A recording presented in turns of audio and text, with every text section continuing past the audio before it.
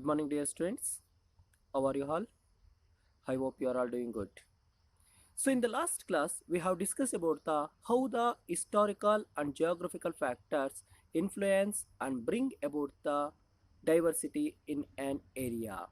So, we took two examples of two states.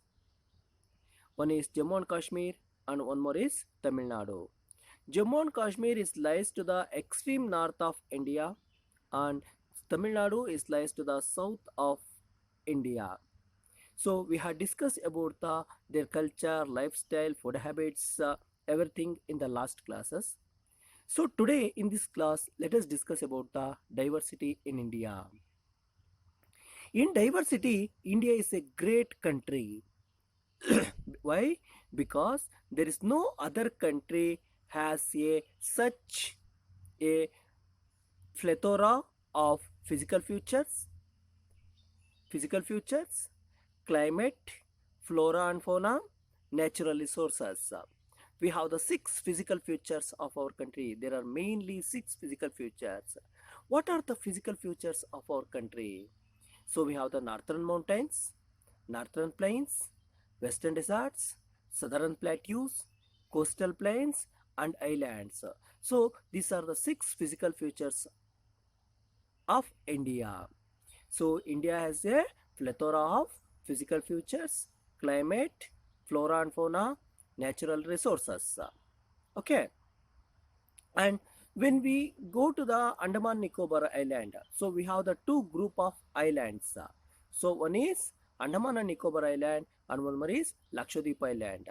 What is the meaning of islands? Island means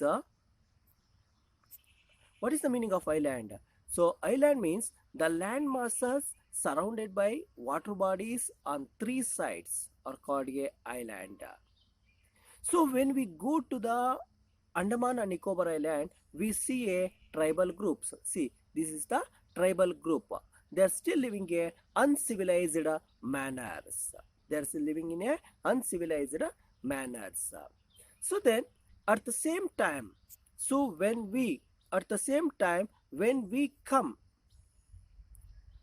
to the cities like a Bangalore, Mangalore, Mysore, or Mumbai, or Chennai, or Kolkata, like that. So in these cities, the peoples are living in a civilized life. But the majority of the peoples are living in a village. The majority of the peoples are lives in a village. Okay. So this is the Andaman and Nicobar Island. So now let us discuss about the diversity in language. So in India, see, there are 179 languages, living languages. There are 179 living languages are there, and there are 1600 dialects languages are there. Dialects means sub languages. There are 179 living languages are there, and 1600 dialects language means sub languages are there. So the languages spoken in India, are can be broadly make a two groups. So which are the two groups of languages? One is Dravidian language and one is Barafi language, also called a Barafi languages. So how these groups are made? So the groups of languages are made on the basis of their origin. The languages spoken in the southern part of India,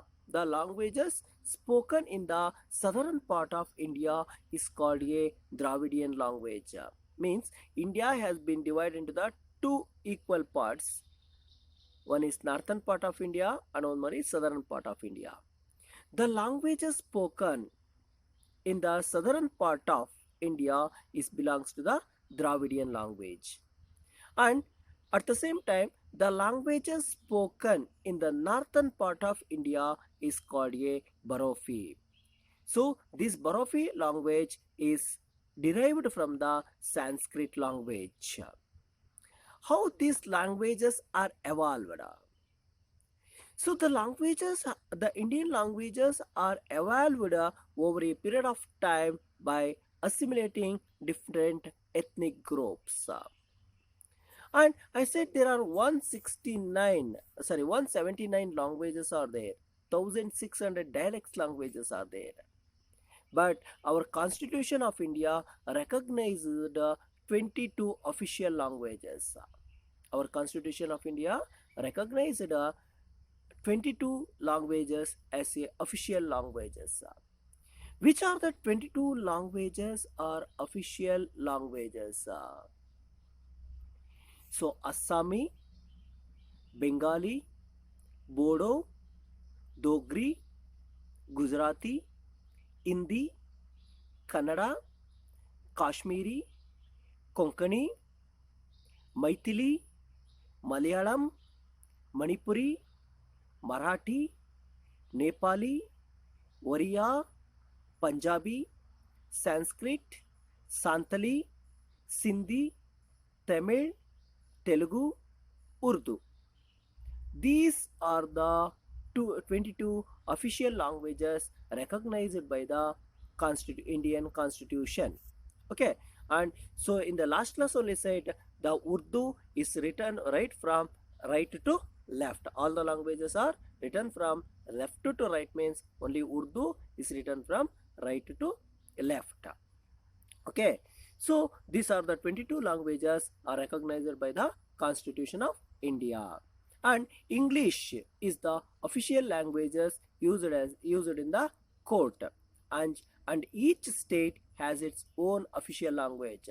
For example, Karnataka official language is Kannada, Tamil Nadu official language is Tamil, Andhra Pradesh official language is Telugu, like that. So each state has its own official language, but English is the official language used in a courts.